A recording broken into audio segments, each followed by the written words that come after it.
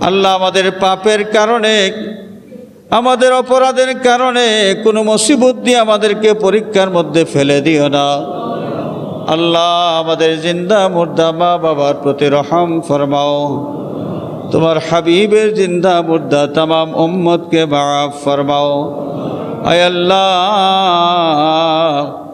অনেক দূর দূরান্ত থেকে মুসল্লিয়ানে কেরামে মসজিদে হাজির হয়েছেন। কার মনে কোন ফরিয়াদ সব তোমার জানা আছে।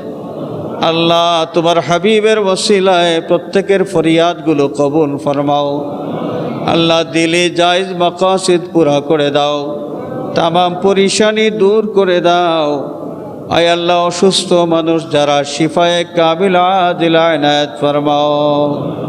আয় আল্লাহ, বিদেশের জমিনে আমাদের ভাই বিরাদর আওলাদ আত্মীয় স্বজন যারা সহি সালামতে রাখো। হালাল রুজির তৌফিক দাও, রুজির মধ্যে খয়রের বরকত ইনায়াত ফরমাও। বিদেশ যাওয়ার চেষ্টায় যারা আছেন আল্লাহ কামিয়াবি ইনায়াত ফরমাও। আয় আল্লাহ, দুনিয়ার মজলুম মুসলমানের প্রতি দয়ার নজর ফরমাও।